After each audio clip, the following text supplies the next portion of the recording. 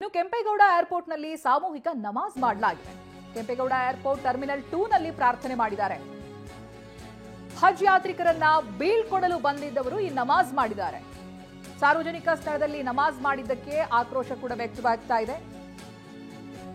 ಇನ್ನು ನಮಾಜ್ ಮಾಡ್ತಾ ಇದ್ರು ಕೂಡ ಸಿಬ್ಬಂದಿ ಸುಮ್ಮನಿದ್ದಾರೆ ಅಂತ ಕಿಡಿಕಾರ್ತಾ ಇದ್ದಾರೆ.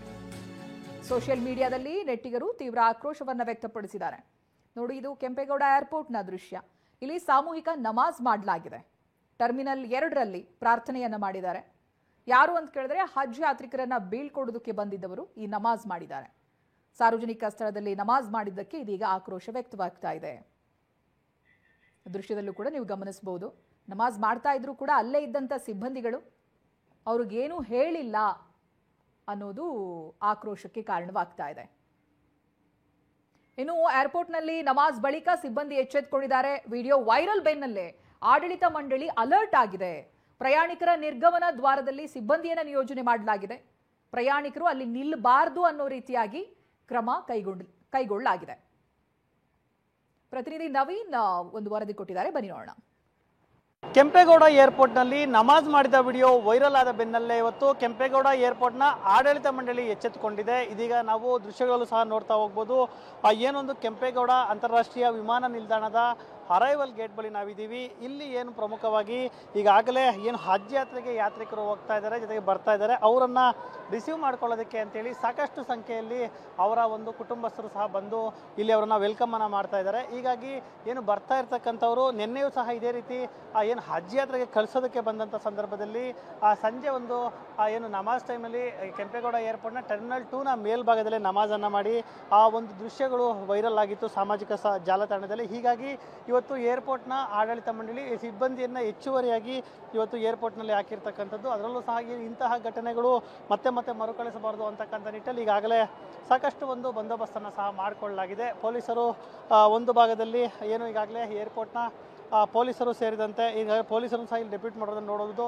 ಏನೊಂದು ಅರೈವಲ್ನ ಗೇಟ್ನ ಮುಂಭಾಗದಲ್ಲಿ ಯಾವುದೇ ರೀತಿ ಅಹಿತಕರ ಘಟನೆಗಳು ಆಗಬಾರ್ದು, ಜೊತೆಗೆ ಏನು ಒಂದು ರೀತಿ ಒಂದು ನಮಾಜ್ ಪ್ರಾರ್ಥನೆಗಳು ಸೇರಿದಂತೆ ಬೇರೆ ರೀತಿಯ ಒಂದು ಬೇರೆ ರೀತಿಯ ಕಾರ್ಯಕ್ರಮಗಳು ಆದಂಥ ಸಂದರ್ಭದಲ್ಲಿ ಅವರನ್ನು ತಡೆಯೋದಕ್ಕೆ ಅಂತೇಳಿ ಪೊಲೀಸರು ಸೇರಿದಂತೆ ಏರ್ಪೋರ್ಟ್ನ ಸಿಬ್ಬಂದಿಯನ್ನು ಸಹ ಈಗಾಗಲೇ ನಿಯೋಜನೆ ಮಾಡಲಾಗಿದೆ. ಜೊತೆಗೆ ಬೆಳಗಿನಿಂದಲೂ ಸಹ ಏರ್ಪೋರ್ಟ್ನಲ್ಲಿ ಒಂದು ರೀತಿ ಹದ್ದಿನ ಕಂಡಿಟ್ಟಿದ್ದಾರೆ ಅಂತಲೇ ಹೇಳ್ಬೋದು. ನಿನ್ನೆ ಆಗಿರ್ತಕ್ಕಂಥ ಘಟನೆಯಿಂದ ಸಾಕಷ್ಟು ಒಂದು ಸಾಮಾಜಿಕ ಜನರು ನೆಟ್ಟಿಗರು ಆಕ್ರೋಶವನ್ನು ಹೊರಹಾಕಿದ್ರು. ಹೀಗಾಗಿ ಇವತ್ತು ಸಂಪೂರ್ಣವಾಗಿ ಕೆಂಪೇಗೌಡ ಅಂತಾರಾಷ್ಟ್ರೀಯ ವಿಮಾನ ಟರ್ಮಿನಲ್ನಲ್ಲಿ ಒಂದು ಬಂದೋಬಸ್ತನ್ನು ಸಹ ಮಾಡಿಕೊಳ್ಳಲಾಗಿದೆ. ಜೊತೆಗೆ ಯಾರೊಬ್ಬರು ಸಹ ಬಂದಂಥ ಸಂದರ್ಭದಲ್ಲಿ ಇಲ್ಲಿ ಕೂರೋದಕ್ಕೆ ಆಗ್ಬೋದು, ಜೊತೆಗೆ ಏನು ಪ್ರಾರ್ಥನೆಗಳನ್ನ ಮಾಡೋದಕ್ಕೆ ಆಗ್ಬೋದು, ಬೇರೆ ರೀತಿಯ ಚಟುವಟಿಕೆಗಳು ಆಗಬಾರದು ಅಂತಕ್ಕಂಥ ನಿಟ್ಟಲ್ಲಿ ಇದೀಗ ಕೆಂಪೇಗೌಡ ಏರ್ಪೋರ್ಟ್ನ ಆಡಳಿತ ಮಂಡಳಿ ಎಚ್ಚೆತ್ತುಕೊಂಡಿದೆ. ಕ್ಯಾಮ್ರಾ ಪರ್ಸನ್ ಮಂಜುನಾಥ್ ಜೊತೆ ನವೀನ್, TV9 ಏರ್ಪೋರ್ಟ್.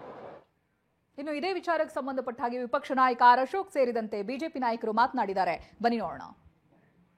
ನೋಡಿ, ಅಲ್ಲಿ ಈ ಸರ್ಕಾರ ಒಂದು ರೀತಿ ಮುಸ್ಲಿಮರ ಓಲೈಕೆ ಮಾಡ್ತಾ ಇರೋದ್ರಿಂದ ಏನು ಹೇಳೋರು ಕೇಳೋರಿಲ್ಲ. ಕರ್ನಾಟಕದಲ್ಲಿ ನಡೀತಾ ಇರೋದು, ಬೇರೆ ರಾಜ್ಯದಲ್ಲ ಇದು ನಡೀತಾ ಇರೋದು, ಕರ್ನಾಟಕದಲ್ಲಿ ನಡೀತಾ ಇದೆ.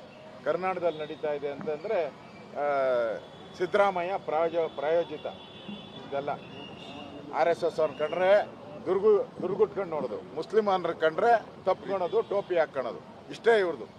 ಅದರಿಂದ ಈ ಘಟನೆ ಏನಿದೆ ಇದು ಕಾಂಗ್ರೆಸ್ ಇರೋವಂಥ ಸರ್ಕಾರದಲ್ಲಿ ಮಾತ್ರ ಆಗೋದು. ಇದು ಏರ್ಪೋರ್ಟ್ಗಳಲ್ಲಿ, ಬೇರೆ ಏರ್ಪೋರ್ಟ್ಗಳಲ್ಲಿ ಇದು ಆಗಕ್ಕೆ ಸಾಧ್ಯ ಇಲ್ಲ. ಇದನ್ನು ಕೂಡ ಕಾಂಗ್ರೆಸ್ ಪ್ರಾಯೋಜಿತ ಅಂತಾನೆ ಹೇಳ್ಬೋದು. ಈಗ ಪ್ರಶ್ನೆ ಇರ್ತಕ್ಕಂಥದ್ದು, ನಾವು ಹೇಳಿದ್ವಿ ಈ ದೇಶದ ಕಾನೂನು ಎಲ್ಲರಿಗೂ ಒಂದೇ, ನಮ್ಮ ವಾದ ಅದು. ಅದೇ ವಾದವನ್ನ RSS ಅನ್ನ ಬ್ಯಾನ್ ಮಾಡಬೇಕು ಅಂದವರು RSS ಪರ್ಮಿಷನ್ ತಗೊಳ್ಬೇಕು, ಯಾರೋ ದೊಡ್ಡವರಲ್ಲ ನ್ಯಾಯದ ಮುಂದೆ ಅಂತ ಅವರೇ ಒಂದು ವಿರೋಧ ಮಾಡಿದ್ದವರು ಅದೇ ನಮ್ಮ ದಾರಿಗೆ ಬಂದರು. ಈಗ ನಾನು ಕೇಳ್ತೇನೆ, ಎಲ್ಲರಿಗೂ ನ್ಯಾಯ ಒಂದೇ ಆಗೋದಾದ್ರೆ ನೀವು RSS ಅನ್ನು ಪ್ರಶ್ನೆ ಮಾಡೋರು, ಅಥವಾ ದಲಿತ ಸಂಘಟನೆಗಳನ್ನು ಪ್ರಶ್ನೆ ಮಾಡೋರು, ಅಥವಾ ರೈತ ಸಂಘಟನೆಗಳನ್ನು ಪ್ರಶ್ನೆ ಮಾಡೋರು, ಕನ್ನಡ ಸಂಘಟನೆಗಳನ್ನು ಪ್ರಶ್ನೆ ಮಾಡೋರು, ಈಗ ನೀವು ಉತ್ತರ ಕೊಡಿ. ಇಲ್ಲಿ ಮಾಸಾಗಿ ನಮಾಜ್ ಮಾಡಲಿಕ್ಕೆ ಪರ್ಮಿಷನ್ ಕೊಟ್ಟವರು ಯಾರು? ಇದಕ್ಕೆ ಈಗ ಉತ್ತರ ಈ ಸರ್ಕಾರ ಕೊಡಬೇಕಾಗಿದೆ.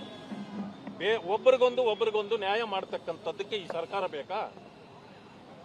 ಇವತ್ತು ಉತ್ತರ ಕೊಡಬೇಕಾಗಿದೆ. ಸೆಕ್ಯುಲರ್ ಅಲ್ವಾ? ನೀವು ನಮಾಜ್ ಮಾಡಬಹುದು, ಬಾಂಬ್ ಬಿಡಬಹುದು, ಭಾರತ್ ಮಾತಾ ಕಿ ಜೈ ಅಂತ ಮಾತ್ರ ಕೂಗಂಗಿಲ್ಲ. ಭಾರತ್ ಮಾತಾ ಕಿ ಜೈ ಅಂತ ಕೂಗಿದ್ರೆ ಕೆಲವರಿಗೆ ಕೆಳಗಡೆಗೆ ಜೀರಿ ಮೆಣಸಿಕಾಯಿ ಇಟ್ಟಂಗಾಗತ್ತೆ. ನಮಸ್ತೆ ಸದಾ ವತ್ಸಲೆ ಅಂತಂದ್ರೆ ಏನೇನೋ ಆಗತ್ತೆ ಇವರಿಗೆ.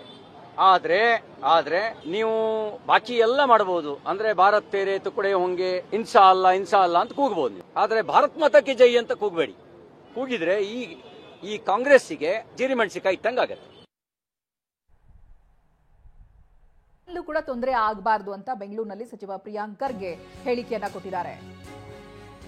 ಸಾರ್ವಜನಿಕರಿಗೆ ಯಾರಿಂದಲೂ ತೊಂದರೆ ಆಗಬಾರ್ದು, ಇದು ಪ್ರಿಯಾಂಕ್ ಖರ್ಗೆ ಅವರ ಹೇಳಿಕೆ.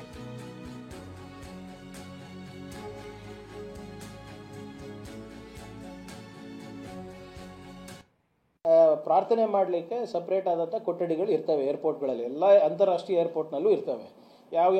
ಯಾವುದೋ ಒಂದೇ ಧರ್ಮಕ್ಕೆ ಸೀಮಿತ ಅಲ್ಲ. ನೀವು ಹೋಗ್ಬೋದು, ಇದನ್ನು ಹೋಗ್ಬೋದು. ನಿಮ್ಮ ಈಗ ಮೊನ್ನೆ ಡೆಲ್ಲಿ ಇಂಟರ್ನ್ಯಾಷನಲ್ ಏರ್ಪೋರ್ಟ್ನಲ್ಲಿ ಮತ್ತು ಗುಜರಾತ್ ಏರ್ಪೋರ್ಟ್ನಲ್ಲಿ ಎಲ್ಲರೂ ಗರ್ಭ ಮಾಡಿದ್ರು, ಇಡೀ ಏರ್ಪೋರ್ಟೇ ಗರ್ಭ ಮಾಡಿದ್ರು. ಅವಾಗ ಇವಾಗ ಪ್ರೇಯರ್ ಮಾಡ್ತಾ ಇದ್ದಾರೆ ಇಸ್ಲಾಂ ಧರ್ಮದವರು. ಈಗ ಅದು ಆ ಏರ್ಪೋರ್ಟು ಯಾವುದು ಖಾಸಗೀಕರಣ ಆಗಿದೆಯೋ ಸರ್ಕಾರಿ ಇದೆಯೋ, there are rules for that. ಅದು ಅವ್ರು ಎನ್ಫೋರ್ಸ್ ಮಾಡಬೇಕಾಗಿರೋದು ಅವರು. ಸಾರ್ವಜನಿಕರ ಸ್ಥಳದಲ್ಲಿ ಯಾರೂ ಮಾಡಬಾರ್ದು ಅಂತ ನಾವು ರೂಲ್ ತಂದಾಗ ಸ್ಟೇ ಯಾಕ್ರಿ ಹೋಗಿದ್ದು? ಇದೇ BJP ಅವರು ಏನಂದ್ರು, ಧಾರವಾಡ ಕೋರ್ಟಲ್ಲಿ ಅದು ಇಂಟ್ರಿಮ್ ಸ್ಟೇ ಬಂದಾಗ ಪ್ರಿಯಾಂಕ್ ಖರ್ಗೆ ಕಪಾಳ ಮೋಕ್ಷ, ಸಿದ್ದರಾಮಯ್ಯ ಸರ್ಕಾರಕ್ಕೆ ಹಿನ್ನಡೆ. ಯಾಕೆ ಹೋದ್ರಿ ಮತ್ತೆ ಸ್ಟೇಗೆ? That is there problem sir. ಅವರು ಈಗ ನಮ್ಮ ಸಂಸ್ಥೆನಲ್ಲಿ ಮಾಡ್ತಾ ಇದ್ರೆ ಖಾಸಗಿ ಸಂಸ್ಥೆ ಇರ್ಬೋದು, ಅದನ್ನ ನಿಯಂತ್ರಣ ಮಾಡೋದು ನನ್ನ ಜವಾಬ್ದಾರಿ. ಆಮೇಲೆ ನಾವು ಹೇಳ್ದಂಗೆ ಎಲ್ಲ ಇಂಟರ್ನ್ಯಾಷನಲ್ ಏರ್ಪೋರ್ಟ್ನಲ್ಲಿ ಇರ್ಬೋದು, ಅಲ್ಲಿ ಪ್ರೇಯರ್ ರೂಮ್ಸ್ ಇರ್ತವೆ, ಅಲ್ಲಿ ಮಾಡ್ಕೊಳ್ಳಿ. ಯಾರ್ಯಾರು ಆಚರಣೆ ಹೆಂಗೆ ಮಾಡ್ತಾರೆ ಮಾಡ್ಕೊಳ್ಳಿ. ಬಟ್ BJP ಅವ್ರು ಯಾಕೆ ಸ್ಟೇಗೆ ಹೋದ್ರು ಅದು ಹೇಳಿ ಫಸ್ಟ್. ನಾವು ಇದೇ ವಾದ ಅಲ್ವಾ, ಸಾರ್ವಜನಿಕರಿಗೆ ತೊಂದರೆ ಆಗಬಾರ್ದು, ಯಾರಿಂದನೂ ಕೂಡ ತೊಂದರೆ ಆಗಬಾರ್ದು. ಈಗ ಇನ್ನು ಏರ್ಪೋರ್ಟ್ನಲ್ಲಿ ಪ್ರತ್ಯೇಕ ಪ್ರಾರ್ಥನಾ ಕೊಠಡಿ ಕೂಡ ಇದೆ. ಸರ್ವ ಧರ್ಮಗಳ ಪ್ರಾರ್ಥನೆಗೆ ಕೊಠಡಿಯನ್ನ ಮೀಸಲಿರಿಸಲಾಗಿದೆ. ಒಳಭಾಗದಲ್ಲಿ ಕೊಠಡಿ ಇದೆ. ಟರ್ಮಿನಲ್ 2ರಲ್ಲೇನೆ ಇದೆ ಪ್ರಾರ್ಥನೆ ಕೊಠಡಿ. ಪ್ರಾರ್ಥನೆ ಮಾಡಬಹುದು, ನಮಾಜ್ ಮಾಡಬಹುದು, ಮಂತ್ರ ಪಠಣೆ ಮಾಡಬಹುದು. ಈ ಕೊಠಡಿ ಅದಕ್ಕಾಗಿನೇ ಇದೆ. ನೋಡಿ, ಈ ರೀತಿಯಾಗಿ ವ್ಯವಸ್ಥೆಗಳು ಟರ್ಮಿನಲ್ 2ನಲ್ಲೂ ಕೂಡ ಇರೋದನ್ನ ನೀವು ಗಮನಿಸಬಹುದು. ನೀವೇನು ಕೋಣೆಯನ್ನ ನೋಡ್ತಾ ಇದ್ದೀರಲ್ಲ, ಇದು ಪ್ರತ್ಯೇಕವಾಗಿ ಕೊಟ್ಟಿರುವಂತಹ ಪ್ರಾರ್ಥನಾ ಕೊಠಡಿ. ಈ ರೀತಿಯಾದಂಥ ವ್ಯವಸ್ಥೆಗಳು ಇದ್ರೂ ಕೂಡ ಹೀಗೆ ಸಾರ್ವಜನಿಕವಾಗಿ ನಮಾಜ್ ಮಾಡಿರೋದಕ್ಕೆ ಸಾಮಾಜಿಕ ಜಾಲತಾಣದಲ್ಲೂ ಕೂಡ ಆಕ್ರೋಶ ವ್ಯಕ್ತವಾಗ್ತಾ ಇದೆ. ಎಕ್ಸ್ಕ್ಲೂಸಿವ್ ದೃಶ್ಯವನ್ನ ನೀವು ಗಮನಿಸ್ತಾ ಇದ್ದೀರಿ. ಪ್ರಾರ್ಥನೆಗಾಗಿ ಇರುವಂತಹ ಕೊಠಡಿ.